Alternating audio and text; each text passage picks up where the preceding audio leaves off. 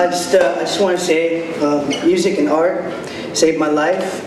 And most of that music came from Washington, D.C. And I know this is the Hip Hop Theater Festival, but the music I listen to and love is hardcore. I want to be able to do it here in D.C. where it was born. Any punk rock fans in the audience here? Make some fucking noise. You don't like this. You don't like this.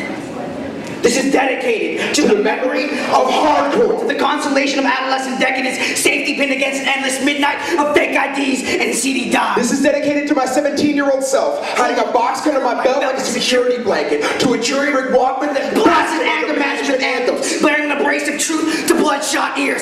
Hardcore, defiance and defiance of melody, a rhythm section of exploding light bulbs, a guitar solo death rattle, and a lead singer whose vocal range went from to made a sound that hit your gut like the baton from a riot cop. These musicians will be hell's house band, is dedicated to crack spotlights and save stages. I screamed along with my alcoholic anti-heroes till I spit 151 proof bile, chanting with the chorus of the dispossessed till my voice box smoldered like static ash. My stars were so crystal clear I could freebase them into milky smoke. But this is dedicated to a black leather jacket held together with spray painted stencils and porcupine spikes, to when a bottle of Elmer's glue molded my hair into a crown that made me feel like the king of a misfit prom. To a lopsided mohawk that fanned out like a toilet scrubber.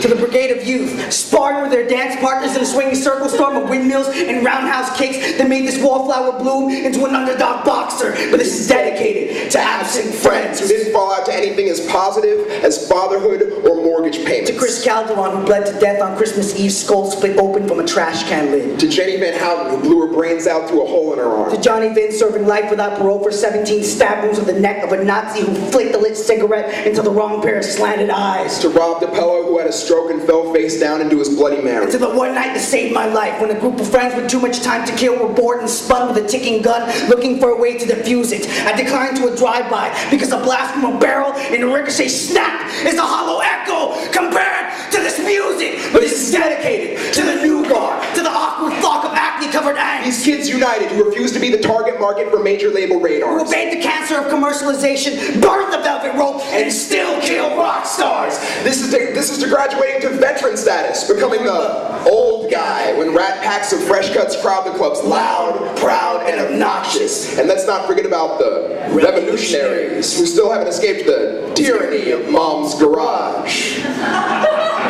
The holier-than-thou panhandlers on heroin that called me a sellout for having the dollar to give them. But this is dedicated to those living and breathing hardcore. For every band whose piggy bank gets shanked by an A&R, there's a 15-year-old kid with a lawnmower haircut perfecting 3 chords on his air guitar. For every jaded senior who crashes and burns into a midlife crisis, a new breed will bruise to the beat of the same classic bands. For once in my life, I got something to say. We'll never shut the fuck up. This music gave a furious youth the bombast behind every breath. Courage to scream to the world. Not the first. Or not the last. It will always be a minor threat. Yeah!